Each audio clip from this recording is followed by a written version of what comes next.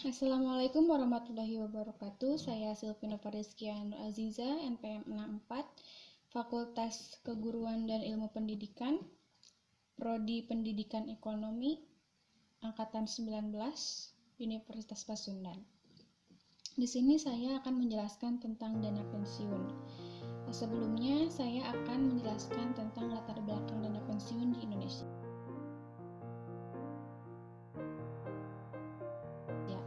Seperti yang ada di sini, latar belakang dana pensiun di Indonesia itu ada pada era tahun 70-an sampai tahun 80-an. Masyarakat Indonesia berlomba-lomba menjadi pegawai negeri dengan tujuan untuk memperoleh pensiun di masa tuanya. Pensiun menjadi dambaan karena memperoleh penghasilan setelah berakhir masa kerja seseorang. Dengan pada masa itu masyarakat Indonesia masih berpikiran bahwa pada usia menjelang pensiun adalah masa yang sudah tidak produktif lagi. Nah, sangat berbeda sekali dengan zaman sekarang karena sekarang sudah ada teknologi. Jadi banyak sekali perusahaan-perusahaan dan pekerjaan-pekerjaan yang dilakukan secara online, jadi tidak begitu menguras tenaga sehingga banyak usia-usia lanjut yang masih bekerja dengan sistem online. Beda memang dengan zaman dulu karena belum ada teknologi.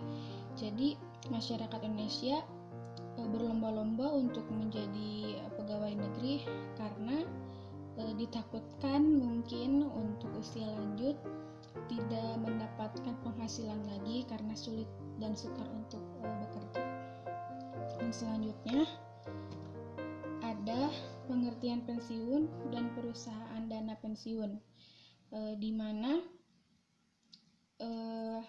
pengertian pensiun sendiri itu di sini adalah hak seseorang untuk memperoleh penghasilan setelah bekerja sekian tahun dan sudah memasuki usia pensiun atau ada sebab-sebab lain sesuai dengan perjanjian yang telah ditetapkan.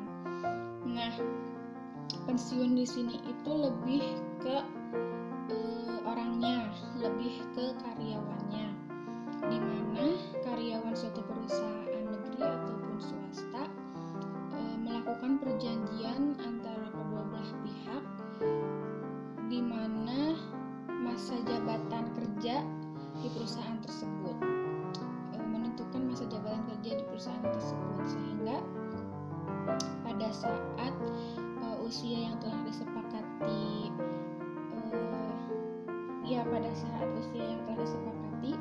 maka perjanjian atau pekerjaan dengan perusahaan tersebut sudah selesai sehingga mendapatkan dana pensiun dari perusahaan tersebut.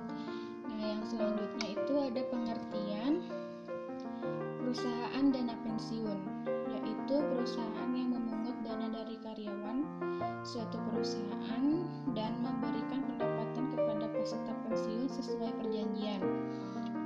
Artinya, dana pensiun dikelola oleh suatu lembaga dan memungut dana dari pendapatan para karyawan di suatu perusahaan. Kemudian, membayarkan kembali dana tersebut dalam bentuk pensiun setelah jangka waktu tertentu sesuai dengan perjanjian antara kedua belah pihak. Jadi, dana pensiun yang diberikan oleh perusahaan setelah menjabat itu bisa dibilang uang dari menabung. Jadi maksudnya kan kalau misalkan kita menerima gaji dari perusahaan tuh suka banyak potongan-potongan. Kalau sekarang tuh berarti BPJS yang kayak gitu. Nah, dulu pun mungkin ada yang seperti itu. Jadi potongan-potongan saat setiap bulan menerima gaji itu menjadi tabungan untuk masa tua. Jadi itu adalah modal untuk dana pensiun. Nah, yang selanjutnya ada tujuan pensiun. Tujuan pensiun di sini itu ada 3. Yang satu itu bagi perusahaan, yang kedua bagi peserta, yang ketiga bagi lembaga pengelola. seperti yang ada di sini. Bagi perusahaan yaitu untuk perusahaan, yaitu untuk kewajiban moral, loyalitas, kompetisi tenaga kerja, memberikan penghargaan dan memberikan penghargaan kepada karyawan, meningkatkan citra perusahaan di mata masyarakat dan pemerintah. Jelas? Yang kedua itu ada bagi peserta, yaitu rasa aman di masa yang akan datang dan mendapatkan kompensasi yang lebih baik. Tentu saja kan ya, kalau misalkan kita udah bekerja puluh-puluh tahun di suatu perusahaan, kemudian setelah pensiun dan setelah mencapai usia tua dan harus sudah selesai mengerjakan tugasnya di perusahaan, pasti sangatlah senang jika dikasih suatu penghargaan berupa dana pensiun ataupun yang lainnya untuk mencukupi kehidupan selanjutnya. Itu adalah sebuah kebanggaan ataupun kayak terima kasih juga gitu kan untuk kitanya kepada perusahaan, dan tanda terima kasih perusahaan kepada kita yang telah menjalankan pekerjaan dengan sangat baik. Nah, yang ketiga itu ada bagi lembaga pengelola, yaitu untuk perusahaan dan pekerja, untuk karyawan, yaitu untuk di sini ada untuk mengelola dana pensiun untuk memperoleh keuntungan dengan melakukan berbagai kegiatan investasi, turut membantu dan mendukung program pemerintah, terus sebagai bakti sosial terhadap peserta dan karyawan. Nah, jadi ini kan ada melakukan berbagai kegiatan investasi.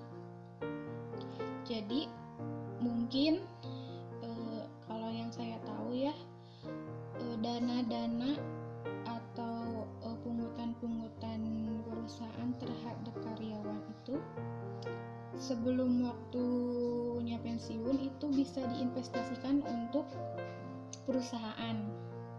Jadi kalau bahasa Sundanya mah ngagolang gitu si uangnya teh. Yang terakhir itu ada jenis-jenis pensiun.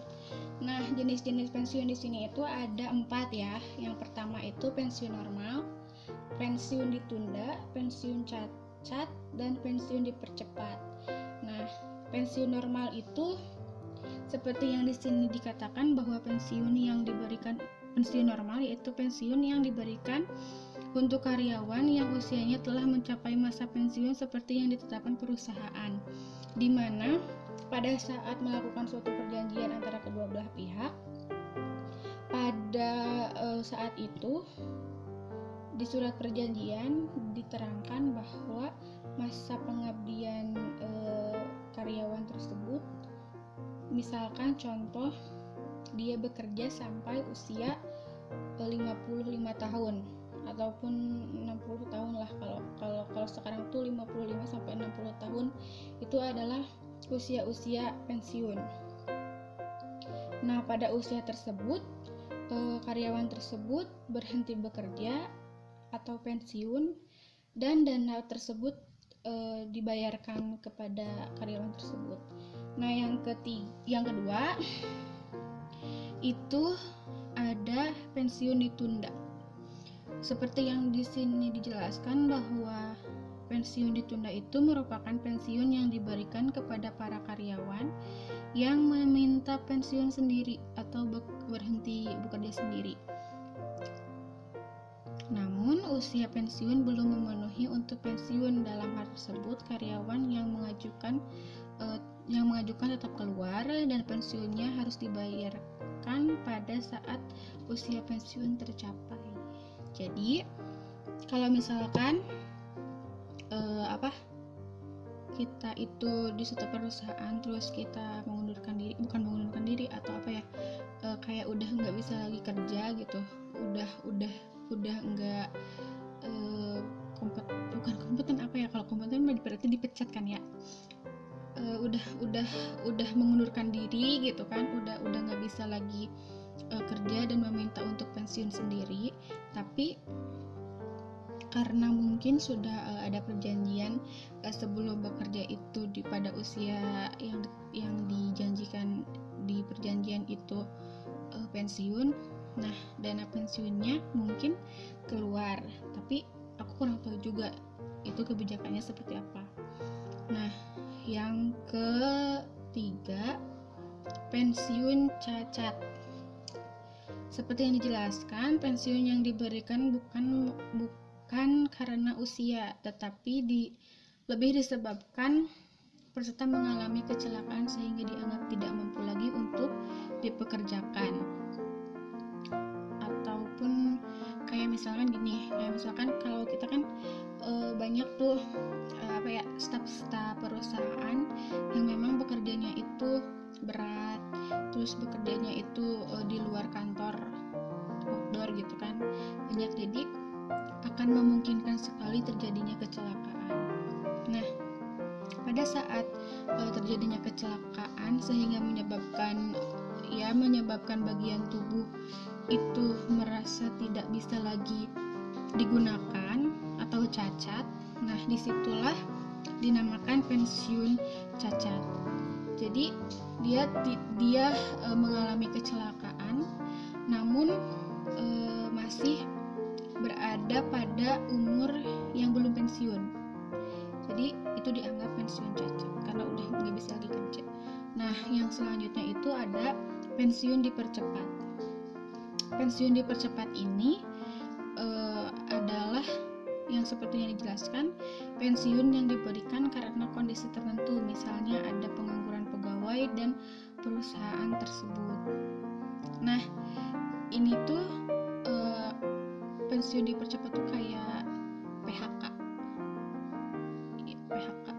terus kan dikasih pesangon gitu kan, seperti itu contohnya. Nah, kemudian yang selanjutnya akan dijelaskan oleh teman saya. Terima kasih.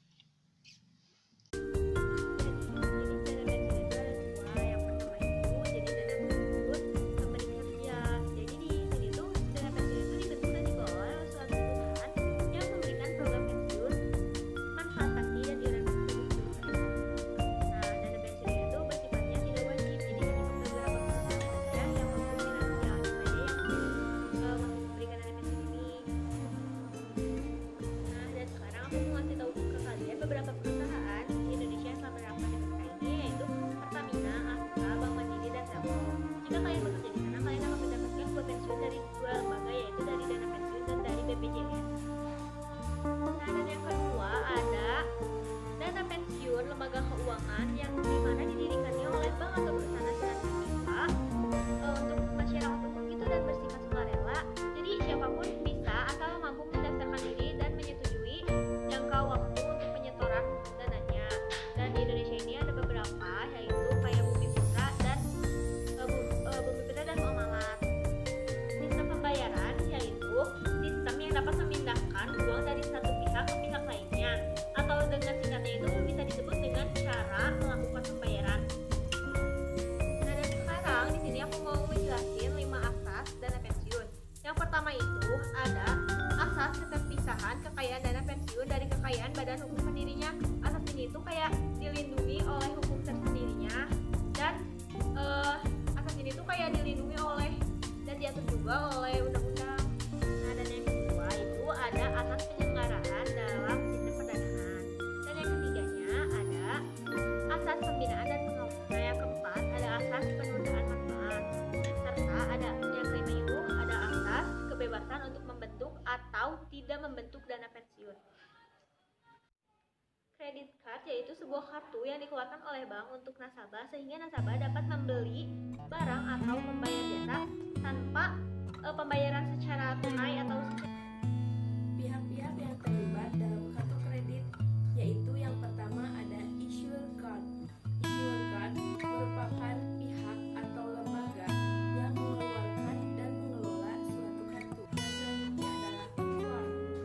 Acquirer adalah lembaga yang mengelola penggunaan kartu kredit. Yang selanjutnya adalah customer. Customer atau pemegang kartu adalah seorang nasabah yang telah memenuhi prosedur dan persyaratan sehingga ia layak memiliki kartu kredit. Yang selanjutnya adalah merchant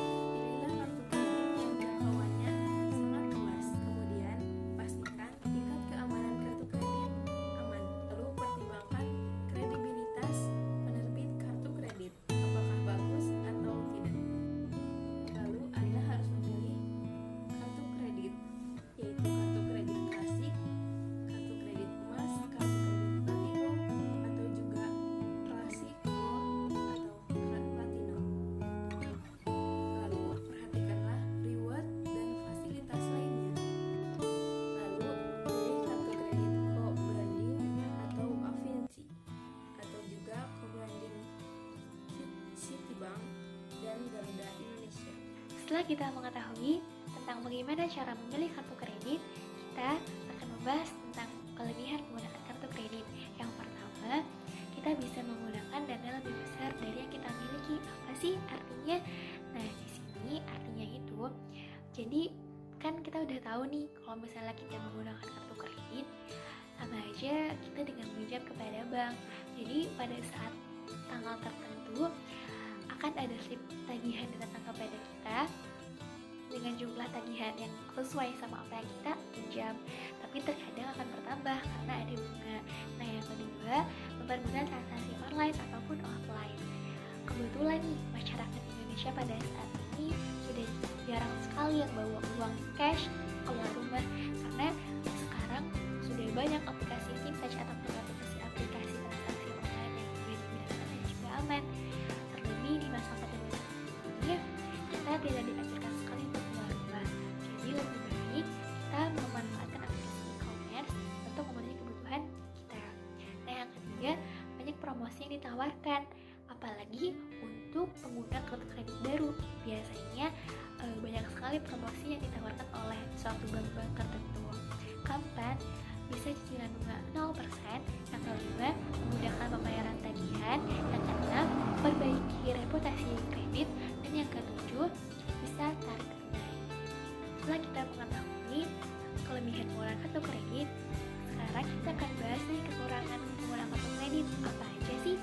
Nah, yang pertama, syarat ketat untuk mengajukan kartu kredit. Jadi itu tidak bisa sembarangan orang nih untuk mengajukan kartu kredit, karena sudah ada syarat tertentu yang harus ditaati. Yang kedua, biaya bunga mahal, karena setiap bank akan menerapkan bunga tertentu yang sudah ditentukan dan harus ditaati juga nih untuk para nasabah kartu kreditnya. Yang ketiga, denda keterlambatan pembayaran besar. Jadi jika kita jatuh tempo tidak membayar tagihan, kita akan dikenakan tagihan atau denda yang besar. Yang keempat, ada iuran tahunan. Yang kelima, kita akan mempunyai hasrat untuk menjadi orang konsumtif, karena kita tidak tahu nih berapa jumlah yang udah kita bayar. Tahu-tahu di akhir bulan kita menggunakan sangat banyak sekali dana tersebut. Untuk syarat memiliki kartu kredit menurut ketentuan Bank Indonesia bisa dilihat pada slide di samping.